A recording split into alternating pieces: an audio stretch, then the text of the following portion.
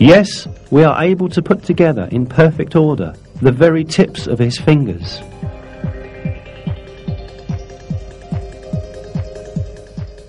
The emphasis on fingerprints has a very special meaning. This is because everyone's fingerprint is unique to himself. Every person who is alive or who has ever lived in this world has a set of unique fingerprints.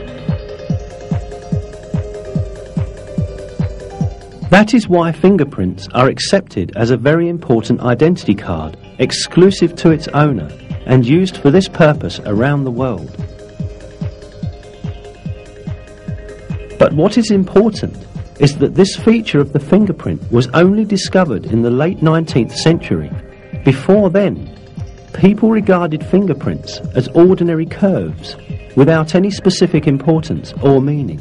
However, in the Qur'an, God points to the fingertips, which did not attract anyone's attention at that time, and calls our attention to their importance, an importance that could only be understood in our age.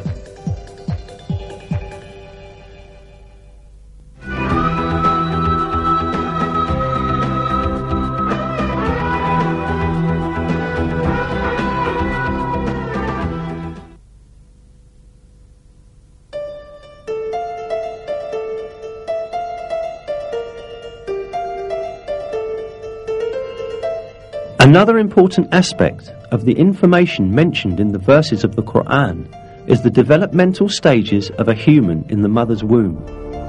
It is stated in the verses that in the mother's womb, first the bones develop, and then the muscles form which wrap around these bones. We then formed the drop into a clot, and formed the clot into a lump, and formed the lump into bones, and clothed the bones in flesh, and then brought him into being as another creature. Blessed be God, the best of creators.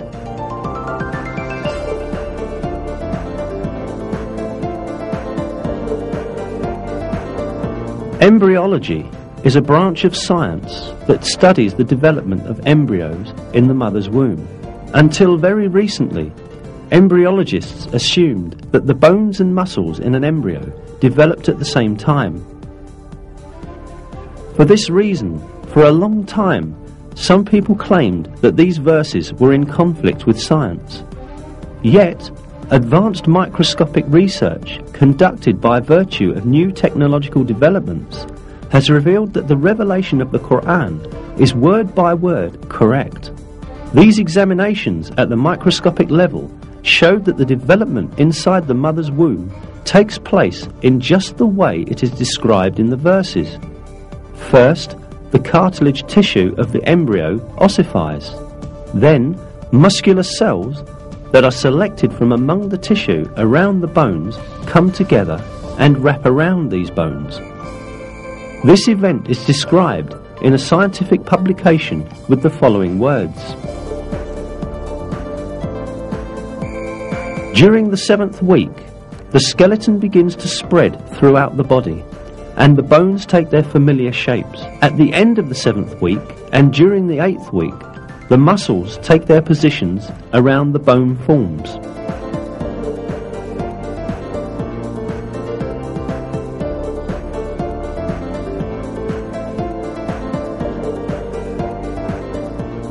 In short, man's developmental stages, as they are described in the Qur'an, are in perfect harmony with the findings of modern embryology.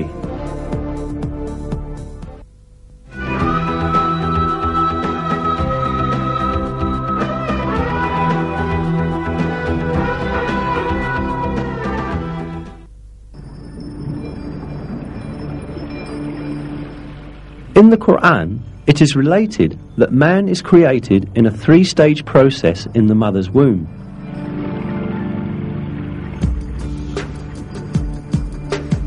He creates you stage by stage in your mother's wombs in a 3-fold darkness.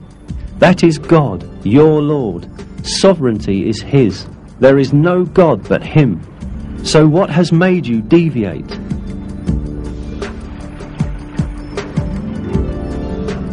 As will be understood, it is pointed out in this verse that a human being is created in the mother's womb in 3 distinct stages.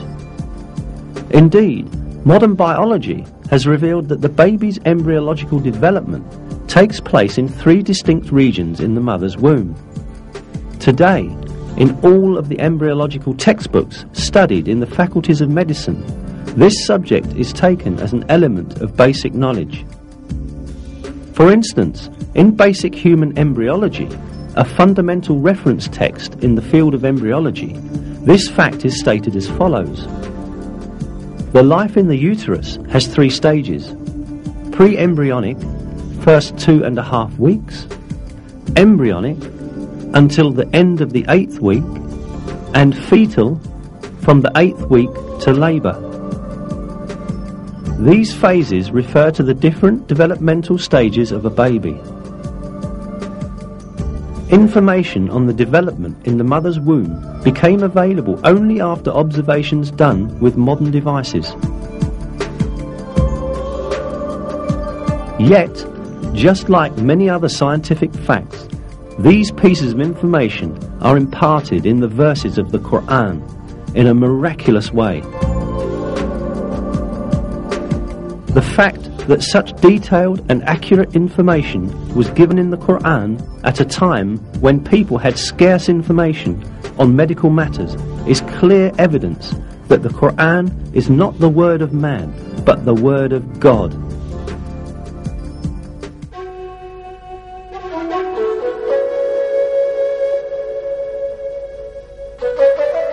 Another miraculous aspect of the Qur'an is that it revealed beforehand a number of important events that would occur in the future. The 27th verse of Surat Al-Fath, for example, gave the believers glad tidings that they would conquer Mecca, which was then under the occupation of pagans.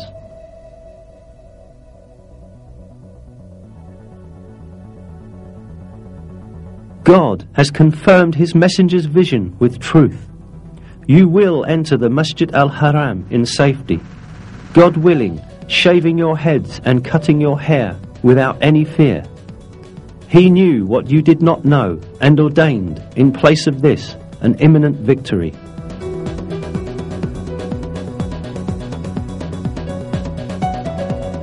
In close consideration, the verses seem to announce yet another victory that will take place before the victory of Mecca. Indeed, as stated in the verse, the believers first conquered the Kaaba fortress, which was under the control of the Jews, and then entered Mecca.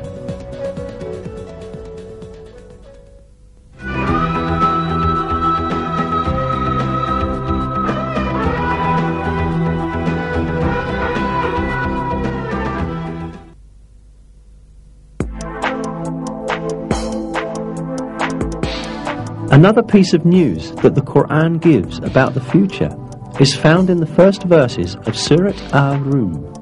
In these verses, it is stated that the Byzantine Empire had met with a great defeat, but that it would soon gain victory.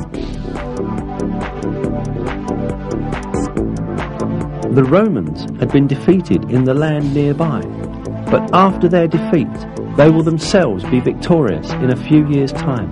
The affair is God's from beginning to end.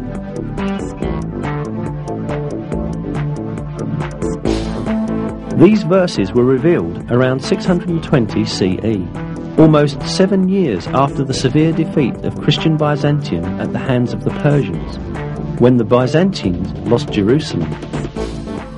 Yet it was related in the verses that Byzantium would shortly be victorious. In fact, Byzantium had then suffered such heavy losses that it seemed impossible for it even to maintain its existence, let alone be victorious again. Not only the Persians, but also Avars, Slavs and Lombards posed serious threats to the Byzantine Empire. The Avars had come as far as the walls of Constantinople. The Byzantine Emperor, Heraclius, had ordered the gold and silver in churches to be melted and turned into money in order to meet the expenses of the army.